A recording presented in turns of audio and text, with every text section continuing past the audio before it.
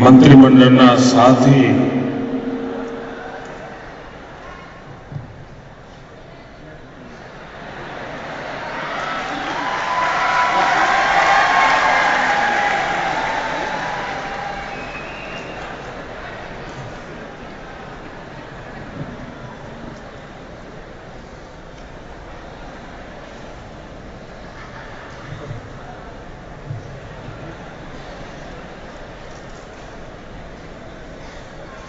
મંત્રીમંડળના સાથી શ્રીમાન વજુભાઈ વાળા, મંત્રી શ્રી દિલીપભાઈ સંઘાણી, શ્રી જયનારાયણભાઈ વ્યાસ, શ્રી લીલાધરભાઈ વાઘેલા, ભાઈ શ્રી પનીરબેન સોનલબેન અને ગુજરાતનું ભવિષ્ય એવા વિદ્યાર્થી મિત્રો,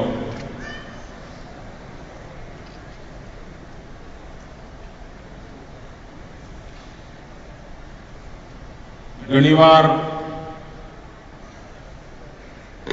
અનેક લોકોના મનમાં પ્રશ્ન ઉઠતા હશે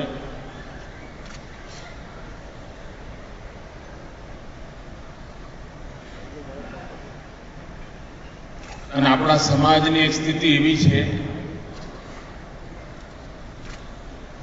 કે જે નાના એકમો છે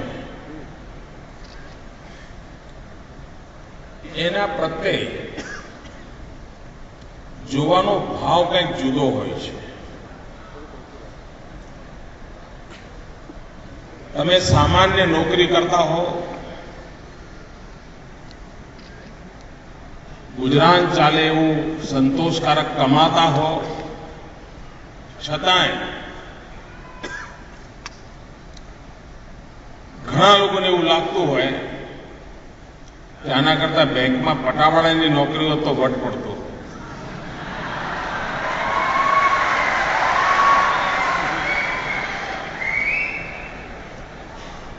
કારણ સમાજમાં એક વિચિત્ર પ્રકારની માનસિકતા છે.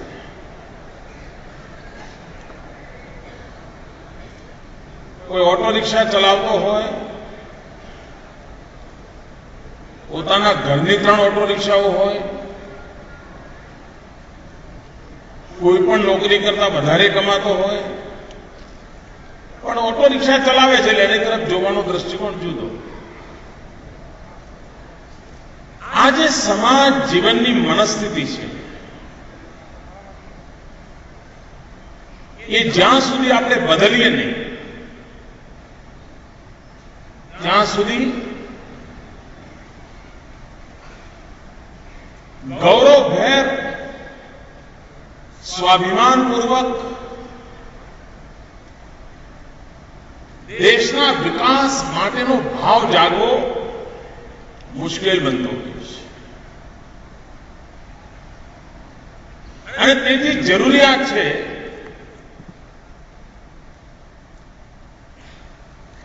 દરેક ક્ષેત્રમાં ડિગ્નિટી કેવી રીતે આવે, એને પ્રતિષ્ઠા કેવી રીતે મળે, અને એક વાર ડિગ્નિટી મળે એની સહજ પ્રતિષ્ઠા ઊભી થાય તો સમાજમાં આપોઆપ સ્વીકૃતિ બનતી હોય છે.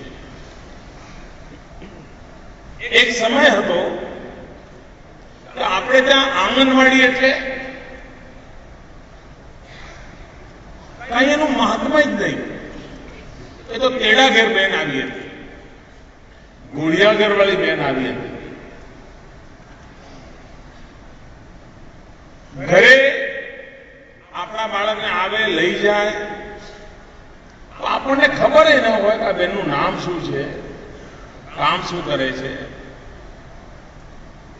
કારણ એક એવી વાતાવરણ બની ગયેલું કે આંગણવાડી ચલાવે સામાન્ય લોકો. આ સરકારે સમગ્ર આંગણવાડી ક્ષેત્રને મહાત્મા આપ્યું, એની એક ડિગ્નિટી ઊભી કરી અને આંગણવાડીમાં ઉત્તમ કામ કરનાર જે બહેન હોય એને માતા યશોદા એવોર્ડ આપ્યા અને આપણે દુનિયાને સમજાવ્યું કે સૌથી પહેલી આંગણવાડી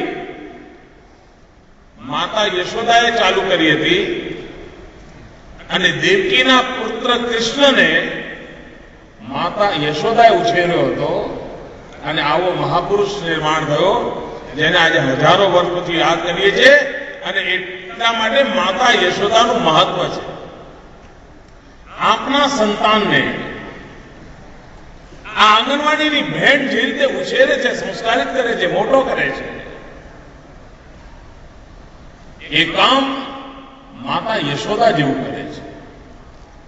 એના માટે યુનિફોર્મ બનાવ્યા, એક ડિગ્નિટી ઉભી કરી.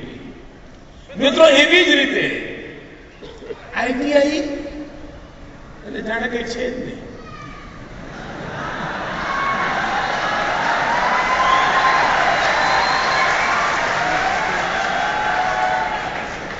5-15 મિત્રો કે ફરવા ગયા હોય પૂછે શું ભણો છો? આઈટીઆઈ. બીજા બધા બાજુ જતા રહે.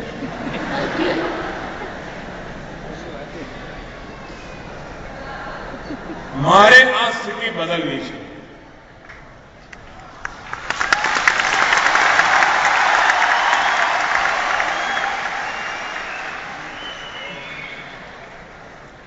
મારે તેની ડિગ્નિટી ઉભી કરવી છે.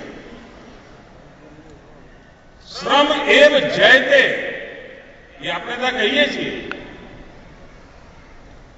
શ્રમની પ્રતિષ્ઠા ન થાય. શ્રમ કરીને સમાજના નિર્માણ કરનાર જે લોકો છે એ તો બ્રહ્માનો અવતાર છે. સૃષ્ટિના નિર્માણમાં જે રોલ બ્રહ્માનો હતો એ જ આઈટી વાળાનો છે.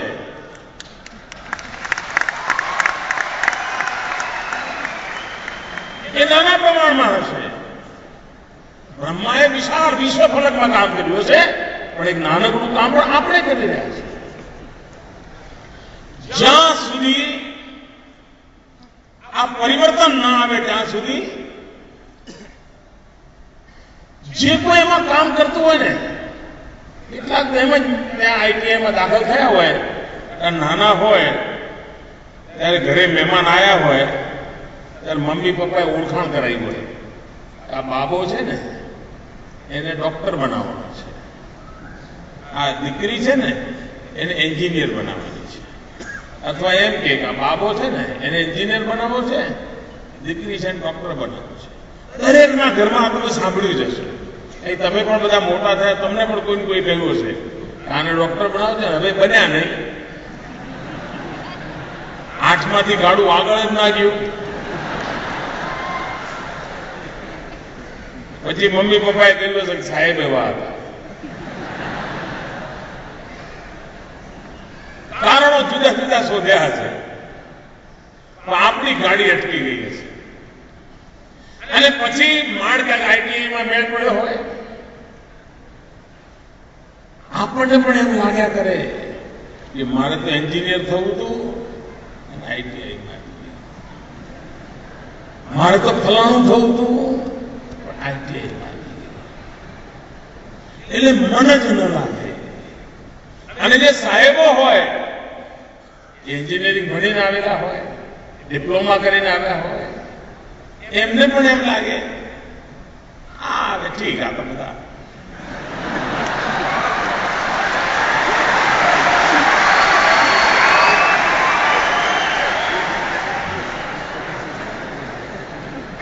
હું બરાબર ઓળખું છું ને તમને બધાને.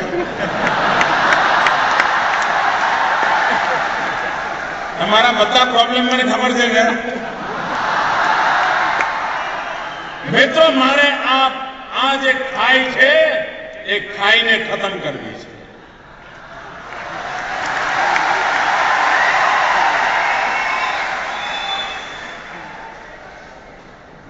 અને એની શરૂઆત કરી છે આપણે. પહેલું કામ કર્યું આઈટીઆઈ મોડેલ કેવી રીતે બને.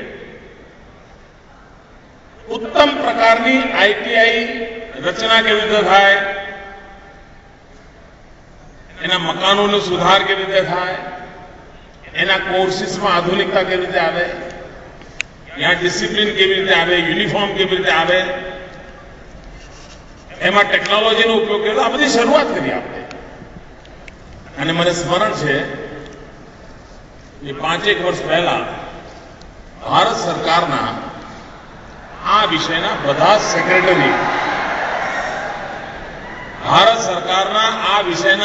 સેક્રેટરી અહીં ગુજરાત આવ્યા હતા. ગુજરાત અભ્યાસ કરવા આવ્યા હતા કે તમે આ આઈટીઆઈના રૂપરંગ બદલ્યા એટલે શું કર્યું છે, કેવી રીતે કર્યું છે, ક્યાં સુધી લઈ ગયા છો. અને એમને આશ્ચર્ય થયેલું કે આ રાજ્યમાં આઈટીઆઈ માટે આ સરકાર આટલી બધી મગજમારી કરે છે. એ તો કોઈ ગણતું જ નહોતું.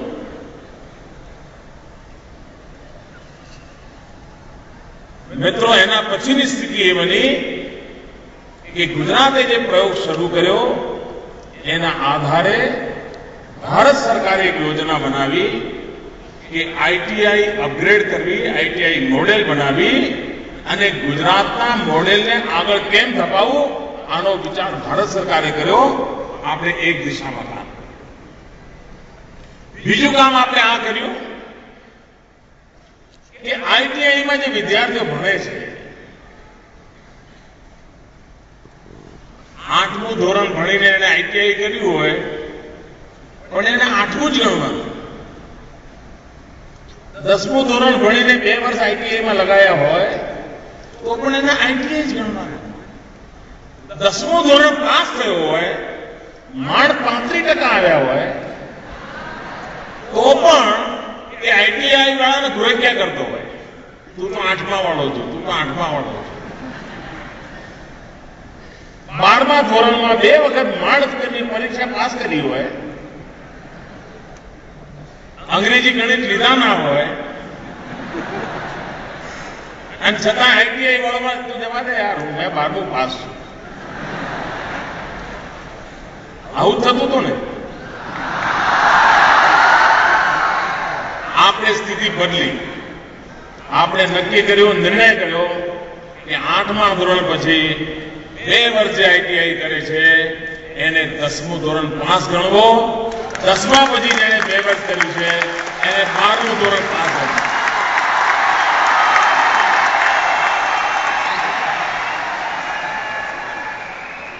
મિત્રો, આ મથામણ એટલા માટે છે કે મારે એક ડિગ્નિટી પેદા કરવી છે. એક ડિગ્નિટી પેદા કરવી છે.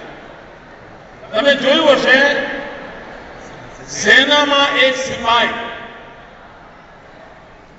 આર્મીમાં એક સિપાહી, સામાન્ય નાનો કર્મચારી, એ જ્યારે સેનામાં કામ કરતો હોય છે ત્યારે ઘણીવાર ત્યાં માળીનું કામ કરતો હોય, કાં તો ત્યાં ખાડા ખોદવાનું કામ કરતો હોય.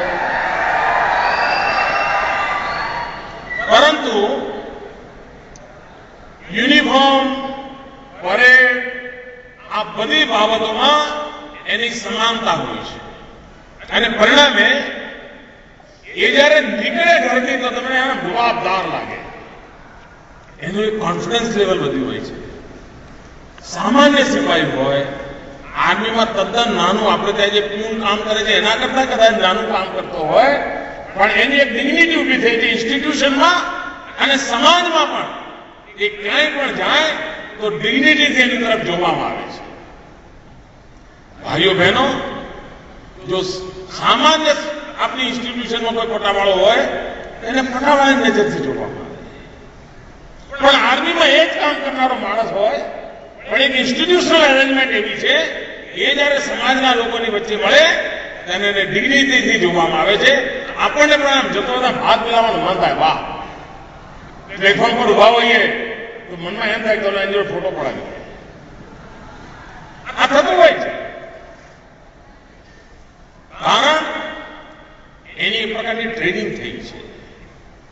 એના યુનિફોર્મમાં, એના પહેરવેશમાં, ઉભા રહેવામાં, બોલવામાં, ચાલવામાં એક બદલાવ આવ્યો છે. અને એના કારણે એના સિદ્ધિ મળી છે. ભાઈઓ બહેનો, મારી મથામણ આ છે હું ઈચ્છું છું આવનારા દિવસોમાં કે આઈટીઆઈમાં તમે કોઈ પણ કોર્સ કરો, તમે ટર્નર હો, ફિટર હો, વેલ્ડર હો, કઈ પણ વાયરમેનનું કામ કરતા હો, ઓટોમોબાઈલનું કામ કરતા હો, પણ જરૂરી છે કે સાવ જાણે ન ગમતા આવીને પડ્યા છે આ દુનિયામાં એવું દેખાય? આ દેશને અમારી જરૂર નહોતી ને અમે નવરા પડી ગયા છે એવા દેખાઈ ગયા? મારે આ મનસ્થિતિ કાઢવી છે. અને તેથી આવનારા દિવસોમાં હું આઈટીઆઈ ક્ષેત્રે અમારા બધા જે અધિકારીઓ કામ કરે છે એમને આગ્રહ કરું છું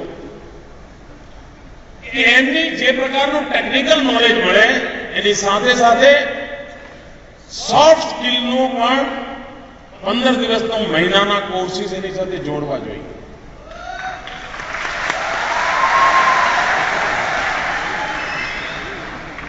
કોઈને મળીએ તો કેવી રીતે હાથ મિલાવવાના, કેવી રીતે વાત કરવાની, બોસ જોડે વાત કરી તો કેવી રીતે કરવાની, કલીગ જોડે વાત કરવાની, કોન્ફિડન્સ લેવલ આવે. અને આજકાલ સોફ્ટ સ્કિલનું પણ એટલું જ મહત્વ છે. તમારી બોલચાલ, તમારો વ્યવહાર, તમે ટેકનિકલી ગમે તેટલા સાઉન્ડ હો, પણ તમને તમારી વાત કોમ્યુનિકેટ કરતા ના આવડતી હોય, એક્સપ્રેસ કરતા ના આવડતી હોય તો તમારું મૂલ્ય કોડીનું થઈ જાય. તો જો તમારી પાસે આવડત હોય તો તમને આ કેમ, અને આ પણ આવડી શકે. તમને વ્યવસ્થિત કેમ રહેવું, 5-15 અંગ્રેજી વાક્યો બોલવાની જરૂર પડે, કેવી રીતે થોડા હિન્દીના વાક્યો કેવી રીતે બોલતા આવડે, મેનર કેવી રીતે શીખવાડવી, ટેલિફોન ઉપાડો તો કેવી રીતે વાત કરવી, આ બધી જ બાબતો ટ્રેનિંગથી આવી શકતી હોય છે. અને એક વખત આપણા આઈટીઆઈના આખા કેડરમાં ટેકનોલોજી પ્લસ આ ક્વોલિટીનો ઉમેરો જો આપણે કરીએ, હું ખાતરીથી કહું છું મિત્રો, મારે જે ડિગ્નિટી તરફ લઈ જવું છે એ ડિગ્નિટીમાં આ બાબતો એક મહત્વપૂર્ણ પગથિયું બની રહેશે. અને આપ સૌની જિંદગી એની તાકાત છે.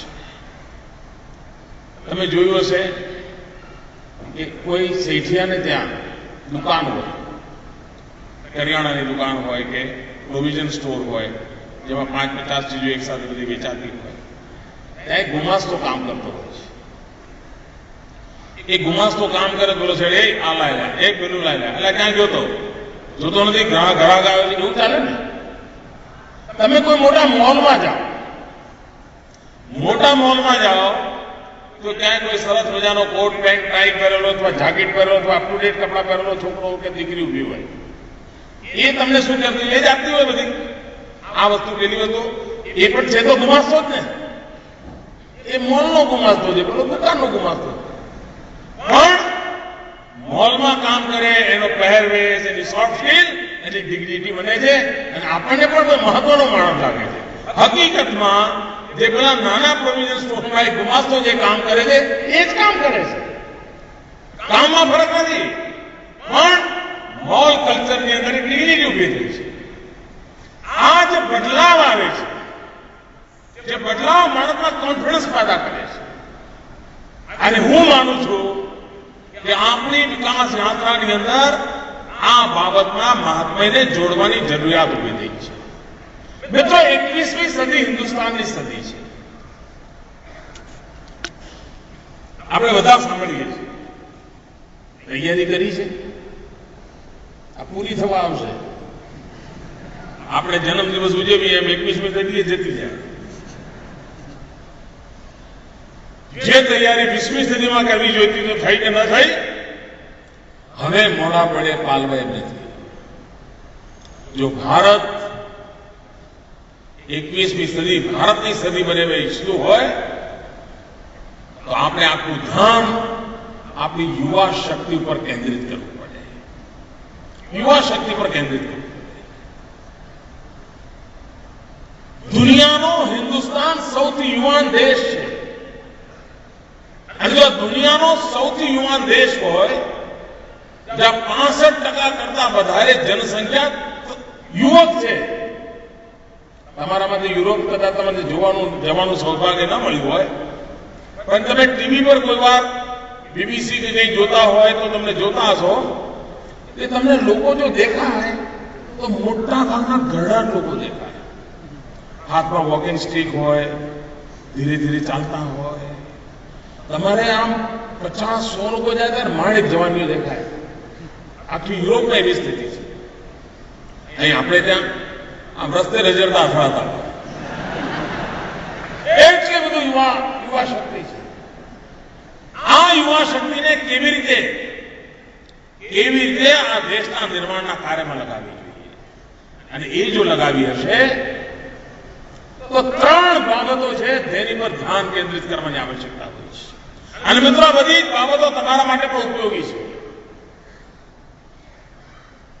21મી સદી જો જ્ઞાનની સદી છે, આપણો યુવક જ્ઞાનનો ઉપાસક બને. મિત્રો, જ્ઞાનને કોઈ દરવાજા નથી હોતા, જ્ઞાનને કોઈ ફૂલ સ્ટોપ નથી હોતો.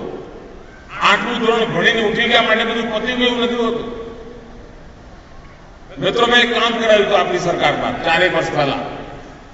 મેં એમને કહ્યું તમે કામ કરો, જે વિદ્યાર્થીઓ આઈટીઆઈ ભણીને ગયા છે એમના જીવનની કેરિયરની શરૂઆત આઈટીઆઈથી કરી અને સ્વપ્રયત્નથી પોતે જે કંઈ શીખ્યા તેના આધારે સ્વયં મોટા ઉદ્યોગકાર બની ગયા. અને આપણે એક પુસ્તક બહાર પાડ્યું તો ધ્યાનમાં આવ્યું કે ગુજરાતમાં અનેક એવા આઈટીઆઈના વિદ્યાર્થીઓ હતા કે જેમના ત્યાં 50-100 આઈટીઆઈના છોકરાઓ નોકરી કરતા હતા. અને એનું મેં પુસ્તક બહાર પાડ્યું છે કે કદાચ તમારી બધી જ આઈટીઆઈ ઇન્સ્ટિટ્યૂટની લાઇબ્રેરીમાં હશે. આ શાના માટે કર્યું? એક ડિગ્નિટી પેદા કરવા માટે, એક કોન્ફિડન્સ પેદા કરવા માટે કે આઈટીઆઈમાં આવ્યા છીએ એટલે જિંદગી અહીંયા પૂરી નથી થતી, આઈટીઆઈમાં પણ ઘણું બધું કરી શકાય. ભાઈઓ બહેનો, આખી ઇન્સ્ટિટ્યુશન મેં જેમ કહ્યું એમ કે જ્ઞાન તરફનું આકર્ષણ લેવું છે, નવું નવું જાણવાનું. આજે તમે તમારા મોબાઈલ ફોન પર તમને બધું હવે આવડી ગયું છે. મોબાઈલ ફોન કેવી રીતે વાપરવો તમને બધું આવડે છે.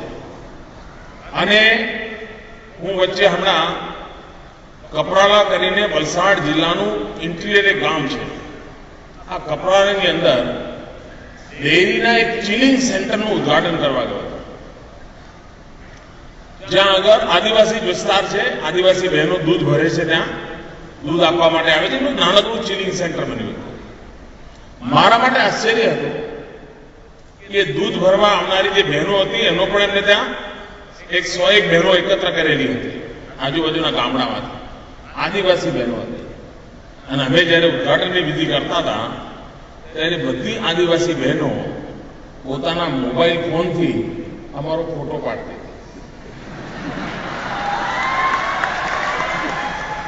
આદિવાસી બહેનો જે માત્ર પશુપાલન કરે છે, દૂધ ભરવા આવી હતી, એવી બહેનો મોબાઈલથી ફોટો પાડતી હતી. એટલે હું એમની પાસે ગયો. મેં કહ્યું કે આ મોબાઈલમાં ફોટો પાડીને શું કરશો? એમનો જવાબ હતો, આદિવાસી બહેનોનો જવાબ હતો, એ તો કે અમે ડાઉનલોડ કરાવી દઈશું. એનો અર્થ એ થયો કે તમને આ ટેકનોલોજી સહજ હસ્તગત છે. અને જે તમે મોબાઈલ ટેકનોલોજી જાણો છો એ જ કોમ્પ્યુટર ટેકનોલોજી છે. જો સહજ રીતે તમે કોમ્પ્યુટર સેવી બનો, તમારું એડિશનલ ક્વોલિફિકેશન, કારણ કે મેં કહ્યું છે કે આઈટીઆઈમાં પણ હવેના દિવસોમાં એક ટર્નરને જોબ પર ઈમેલથી જ આવવાનું છે. એક કામ કરતો હશે તો એને જોબ પર ઈમેલથી જ આવવાનું છે, અને એને જોબ પર પૂરું કરવા માટેની બધી સૂચનાઓ ઈમેલથી આવવાની છે. તો જેમ એને સોફ્ટ સ્કિલની જરૂર છે એમ એ આઈટી સેવી પણ બનવો જોઈએ, ટેકનો સેવી પણ બનવો જોઈએ, એ કોમ્પ્યુટર સેવી બનવો જોઈએ. અને આ જો વ્યવસ્થા આપણે ઉભી કરીએ તો આપણો આ વિદ્યાર્થી જ્ઞાનની બાબતમાં સમૃદ્ધ થાય. બીજી મહત્વની આવશ્યકતા છે સ્કિલ, કૌશલ્ય. મિત્રો વેલ્યુ એડિશન કરવું પડે. જે વ્યક્તિ પોતાનામાં વેલ્યુ એડિશન કરે એ સ્થિતિ બદલી શકતો હોય છે. મને યાદ છે વેલ્યુ એડિશન કેવી રીતે થતું હોય છે. હું મારું ગામ વતન વડનગર, હું એક વાર મહેસાણા જતો હતો રેલવેમાં. તો અમારા ડબ્બામાં એક બુટ પોલીસ વાળો છોકરો ચડી ગયો. એ અપંગ હતો, એને ગુજરાતી ભાષા આવડતી નહોતી. મને આજે પણ યાદ છે મારા બચપણની એ ઘટના કે કર્ણાટકનો હતો, કન્નડ ભાષા જાણતો હતો. તો અપંગ હોવાના કારણે મારા મનમાં જરા એના તરફ એક ભાવ જાગ્યો. મેં એને પૂછવા માંડ્યું. તો ગુજરાતી એને આવડતું નહોતું, તૂટું ફૂટું અંગ્રેજીમાં કહેતો હતો. મેં તો તું ત્યાં છોડીને શું કરવા આવ્યો? ના, આ એવો વિસ્તાર છે કે અહીંયા જૂતા ખરીદ્યા હોય તો પોલીસ થઈ હોય, પછી તો પોલીસ હોય ને અમારા વિસ્તારમાં. અહીંયા તને ક્યાં કામ મળે? મને કે સાહેબ મને તો બહુ કઈ ખબર નથી, જે ગાડી ચડી ગયો. મને કે સાહેબ તમે કરાવશો મારી પાસે પોલીસ? એ વખતે તો ચારના નામ થતું હતું બધું. મેં કહ્યું હા જરૂર કરે છે. એટલે એણે શું કર્યું? એણે એના થેલામાંથી એ દિવસનો ટાઈમ્સ ઓફ ઇન્ડિયા કાઢ્યો અને મારા હાથમાં મૂક્યો. અને ટાઈમ્સ ઓફ ઇન્ડિયા પર એણે લખ્યું હતું કે આપનો દિવસ ખૂબ સારો જાય. અને મને એણે કહ્યું સાહેબ હું પોલીસ કરું ને ત્યાં સુધી તમે છાપું વાંચો. હવે આ એણે વેલ્યુ એડિશન કર્યું. પોલીસ કરતો હતો પરંતુ મને એને છાપું વાંચવા આપ્યું. એટલે મને સહેજે લાલચ થાય કે વગર પૈસે મને છાપું વાંચવા મળી ગયું. આપણે ગુજરાતી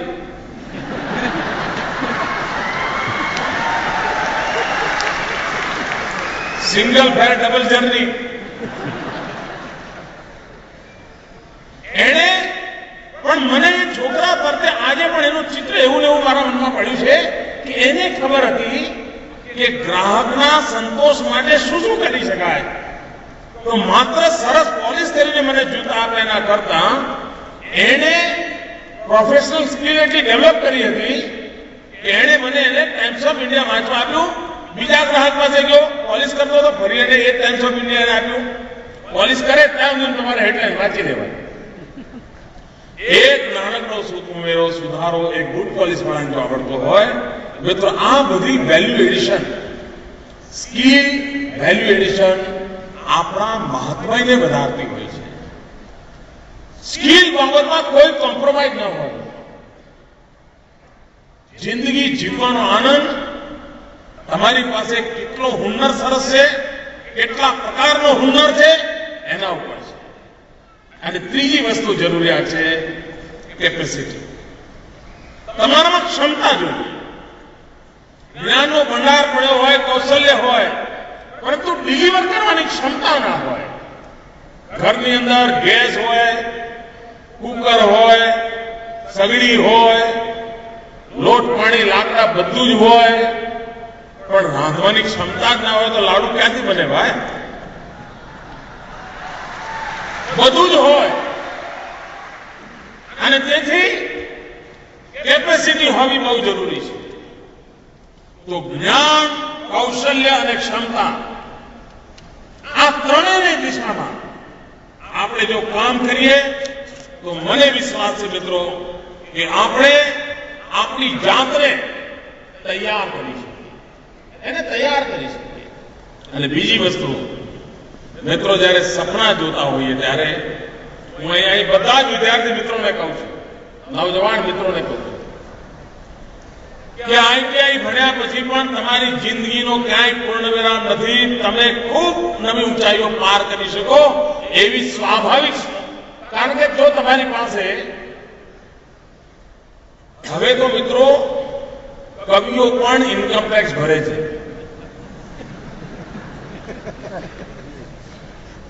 ના મેળ પડ્યો?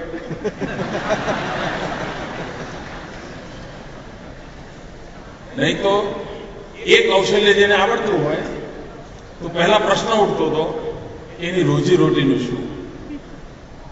કવિ હોય, લેખક હોય તો માણ કરી બિચારાનું ગુજરાન ચાલતું હોય. આજે કવિ લેખકો પણ ઇન્કમ ટેક્સ ભરે છે.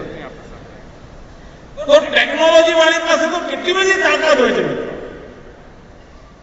ટેકનોલોજી વાળા તો કેટલું નવું કરી શકતા હોય છે મિત્રો. ઘણીવાર મોટો માણસ ઇનોવેશન કરે એના કરતા ટેકનોલોજી ફિલ્ડનો નાનો માણસ ઘણું બધું ઇનોવેશન કરી શકતો હોય છે. હું જાણું છું રાજકોટની અંદર એક ભાઈ ઘડિયાળ રિપેરિંગનું કામ કરે છે. ઘડિયાળ રિપેરિંગનું કામ કરે અને આજે પણ એ હયાત પરિવાર હું ઓળખું છું. અને એમને શોખ એવો કે દુનિયાની કોઈ પણ સારામાં સારી ઘડિયાળ હોય તો રિપેરિંગ કરવા મળે તેને ગમે. એક વાર એમને સ્વિસ મેડ ઘડિયાળ રિપેરિંગ માટે એને રિપેર તો કરી પણ એને સ્વિસ કંપની જોડે કોરસ્પોન્ડન્સ કરી અને એને કહ્યું કે તમારી આમાં મેન્યુફેક્ચરિંગ ડિફેક્ટ છે, તમારી ડિઝાઇનમાં જ ડિફેક્ટ છે અને તેથી તમે આ સમસ્યા હંમેશા તમને આવ્યા કરશે અને એનું સોલ્યુશન આ છે. એના ડાયાગ્રામ બનાવીને એને સ્વિસ કંપની જોડે પત્રવાર કર્યો અને મને આજે પણ ખબર છે કે સ્વિસ કંપનીએ નહીં તો એ ખાલી ઘડિયાળ રિપેર કરીને પૈસા લઈને વાત પતી ગઈ હોય પણ એને એવું ના કર્યું.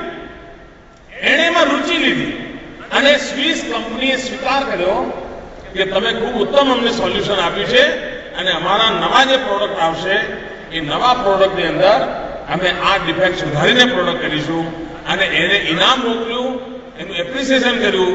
આજે પણ એ ઘડિયાળીની દુકાનમાં એનું એપ્રિસિએશન લેટર એમને એમ પડેલું છે. એનો અર્થ મિત્રો નાનું કામ પણ જો ઇનોવેટિવ નેચર હોય તો કેટલું પરિવર્તન લાવી શકે છે, કેટલી પ્રતિષ્ઠા ઊભી કરી શકાય છે અને તેથી નિરંતર અને ટેકનિકલ ફિલ્ડનો માણસ, તમે જે લોકો ટેકનિકલમાં હશો તમારા મા બાપ તમારું વર્ણન કરતા હશે ને કહેતા હશે કે આ નાનો હતો ત્યારે કોઈ બી રમકડું લાવો હા સુધી મેં ખોલી જ નાખ્યું હોય અને પછી જાતે બીજી વાર ફિટ કરતો હોય. આ તમારી પ્રકૃતિમાં પડી જશે મિત્રો, તમારા સ્વભાવમાં પડી જશે. આ જે ઈશ્વરે તમને તાકાત આપી છે એ અકલ્પનીય તાકાત છે. તમે ભાગ્યશાળી છો, ઈશ્વરે તમને આ શક્તિ આપી છે. આ શક્તિનો ઉપયોગ તમારા વિકાસ માટેનું ઉર્જા તરીકે કામ કરી શકે એમ છે, એક પાવર જનરેટર તરીકે કામ કરી શકે એમ છે. આ વૃત્તિ છે, એ વૃત્તિને તમારે ઓળખવી અને એ વૃત્તિને જો તમે ઓળખો, એને વૃત્તિને ક્ષમતામાં કન્વર્ટ કરી દો તો તમારા જીવન માટે અનેક દ્વાર ખુલી શકે એવી સંભાવનાઓ પડી છે. અને એનો વિચાર વિદ્યાર્થી આલમે અને ટેકનિકલ ફિલ્ડના લોકોએ કરવો જોઈએ. બીજી બાબત છે ગુજરાત જે રીતે વિકાસ કરી રહ્યું છે, ગુજરાતનો જે રીતે ઔદ્યોગિક વિકાસ થઈ રહ્યો છે, ઔદ્યોગિક વિકાસની અંદર સૌથી પહેલી જરૂરિયાત હોય છે ટેકનિકલ સ્કિલ મેન પાવર. જેટલા પ્રમાણમાં સ્કિલ મેન પાવર વધારે હોય એટલા પ્રમાણમાં ઔદ્યોગિક વિકાસની સંભાવના વધતી હોય છે. આપણે 2003 થી ગુજરાતમાં જે વાઇબ્રન્ટ સમિટ કરી છે, 3માં કરી, 5માં કરી, 7માં કરી, 9માં કરી, 11માં કરી, એનું પરિણામ એ છે કે ગુજરાતમાં મેક્સિમમ રોજગારી મળી રહી છે. આંકડા ભારત સરકાર પણ કહે છે આખા હિન્દુસ્તાનમાં જેટલા રોજગાર મળે છે એમાં સર્વાધિક રોજગાર ક્યાંય મળતા હોય તો ગુજરાતમાં મળે છે અને એનું કારણ આ ટેકનિકલ.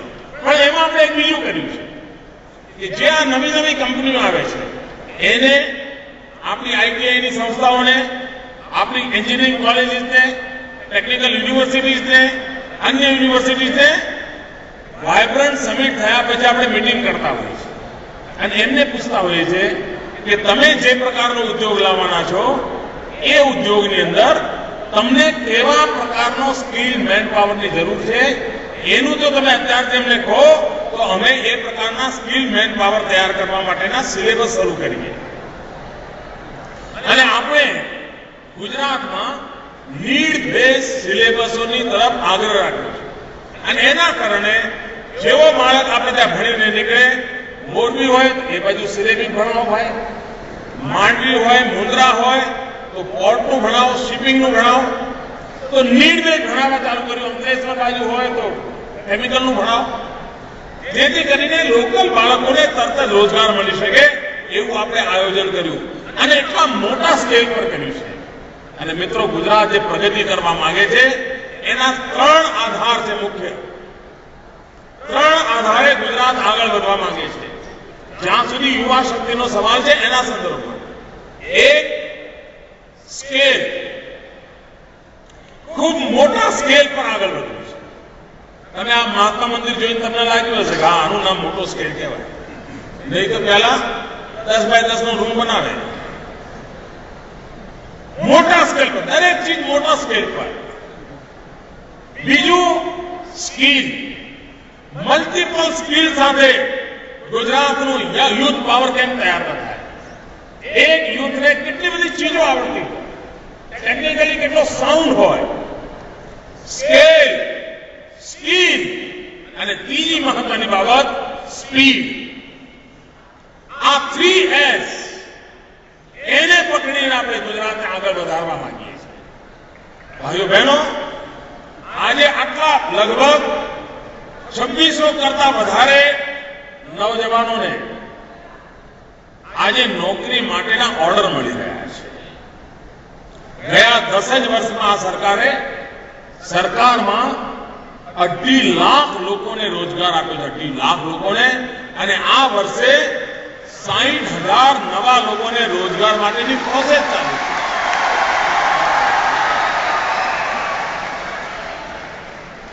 પહેલા શું થતું હતું? જાહેરાત બહાર પડે, પછી અરજી આવે અને સરકાર તરફથી કઈ પત્ર આવે. બેની વચ્ચે 6 મહિના 12 મહિનાનો ટાઈમ હોય. એટલે જેણે અરજી કરી હોય શું કરે? એ ચેનલ શોધે, જેક શોધે,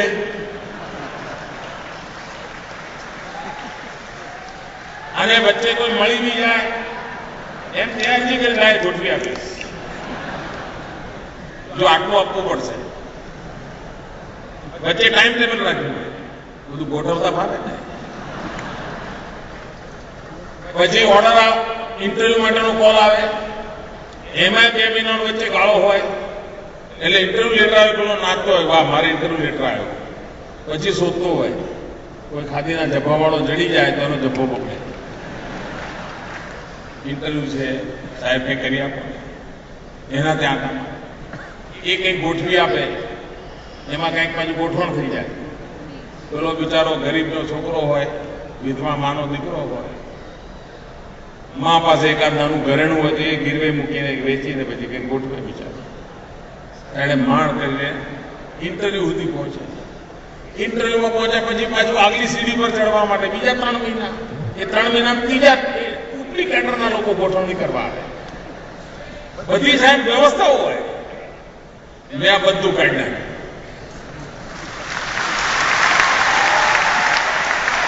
એક ઝાડકે બધું સાપ. અનેક વિધવા માતાઓ હશે કે જેને પોતાના દીકરાને નોકરી મળશે કે નહીં મળે એની ચિંતા હશે.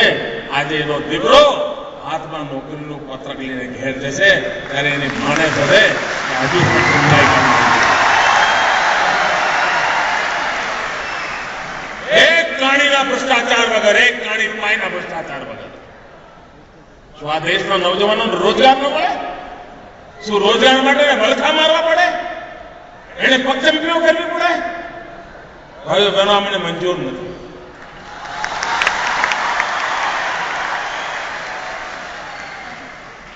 સન્માનભેર આ રાજ્યનો યુવાન સન્માનભેર જીવતો હતો. આંખમાં આંખ મિલાવીને વાત કરે. અન્યાય સામ હોય તો ઉભો થવાની તૈયારી હોય.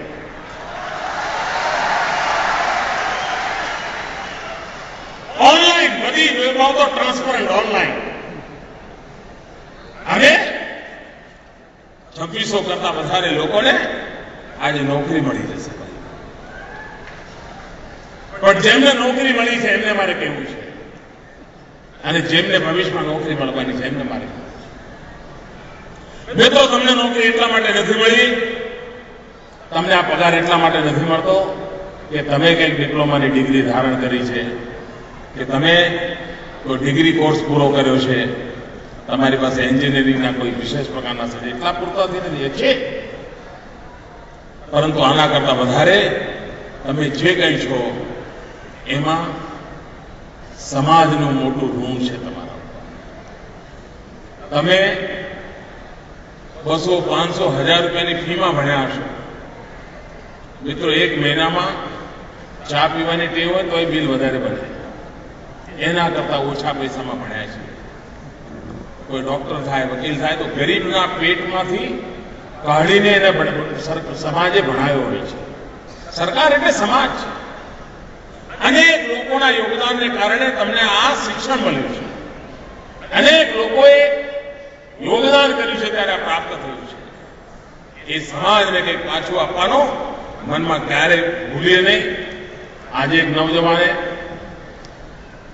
હજુ તેની નોકરીને આજે પહેલો દિવસ સવારનો છે ખરું, પરંતુ એને 5,000 રૂપિયા કન્યા કેળવણીમાં આપ્યા. મારે મન એ કદાચ 51 રૂપિયા હોત તો પણ એટલા જ મહત્વના હતા. કારણ કે મનમાં વિચાર આવ્યો કે ભાઈ હું છું એ સમાજને કારણે. મારે ઈશ્વરે હવે મને તક આપી છે, મારે સમાજને પાછું આપવાનું છે. કારણ હું જે કાંઈ શીખ્યો છું, જે કાંઈ છું મિત્રો, એ સમાજને કારણે છું. આ સમાજનું ઋણ ચૂકવવાનું ક્યારે આપણે ચૂકીએ નહીં. અને આજે જ્યારે અત્યંત ટ્રાન્સપરન્ટ પદ્ધતિથી ઓનલાઈન એક્ઝામ લઈને આટલા ટૂંકા સમયમાં, અને નહીં તો પાછી નોકરીઓ 15 તો કોર્ટ કેસ ચાલે, એક બીજી દુકાને ચાલે, પાછી કોઈએ પીઆઈ ઠોકી જ દીધી હોય, ભરતી બંધ થઈ જાય. પેલા બીજાના ઘેર ઓર્ડર આવ્યો તો એ મૂકી ના શકાય. સદનસીબે આ ટ્રાન્સપરન્સીને કારણે કોઈ કોર્ટના વાદ વિવાદ થયા. હેમ ખેમ આજે આ નવજવાનોને નોકરી મળી રહી છે.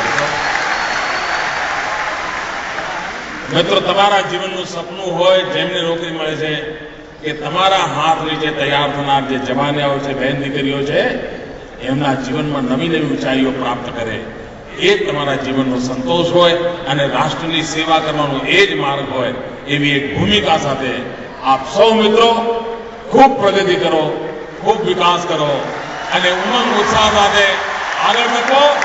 મિત્રો, રાજ્યમાં અનેક એવા ક્ષેત્રો છે, ઓટોમોબાઈલ ઇન્ડસ્ટ્રી. આપ કલ્પના કરો ભાઈ, નહીં તો પહેલા પેલો ઓટોમોબાઈલનું ભણે તો ગેરેજમાં નોકરી કરે. હાથ દાડા એ નૂર પડખા ખોલ દે, એવું જ હતું ને. તો સ્કૂટર રિપેરિંગ વાળા ત્યાં જાઓ તો એ નૂરિયા જરા પડખા ખોલ દે. આવી જિંદગી જતી હતી ને ભાઈ. બધી આખી ટર્મિનોલોજી જુદી. આ ઓટોમોબાઈલ ક્ષેત્રમાં એક એક સ્પેર પાર્ટના જુદા જ નામો હોય બધા. ભીખનું કાર્ડ ને ફલાણું કાર્ડ ને. મિત્રો, આજે ગુજરાતમાં સમગ્ર એશિયાનું સૌથી મોટું ઓટોમોબાઈલ હબ ગુજરાત બની રહ્યું છે. ટેકનિકલ માણસો. આવનારા દિવસોમાં ગુજરાત શિપિંગ ઇન્ડસ્ટ્રીમાં જવા માંગે છે. સામુદ્રિક જહાજો બનાવવાના. સામુદ્રિક જહાજો બનાવવામાં વેલ્ડરનું કામ સૌથી મોટું હોય છે. અને ત્યાંનું વેલ્ડિંગ એટલે પરફેક્ટ વેલ્ડિંગ જોઈએ. શિપ બનાવવાની અંદર પરફેક્ટ વેલ્ડિંગ જોઈએ. કારણ કે 50 વર્ષ સુધી સમુદ્રની અંદર પાણીમાં જિંદગી ગુજારવાની હોય છે. અને એમાં વેલ્ડિંગમાં કદાચ હોય તો બધું જેવું. આ વિચાર કરો, વેલ્ડર જેવું નાનકડું એકમ જેની સૌથી મોટી પ્રતિષ્ઠા શિપનું જયારે બનવાનું થતું એમાં થવાની છે. મિત્રો, ગુજરાતની અંદર વિકાસની એટલી બધી ક્ષેત્રો પડ્યા છે. તમે જેટલા સ્કિલ જાણશો, તમારા માટે આસમાનની ઊંચાઈઓ પાર કરવી ડાબા હાથનો ખેલ હશે. મિત્રો, આપ સૌને ખૂબ અંતરકરણપૂર્વક શુભકામના પાઠવું છું. અને મને વિશ્વાસ છે કે આપના જીવનના સપના પૂરા કરવાની દેવા દશો બને છે. મારી સાથે નવજવાન મિત્રો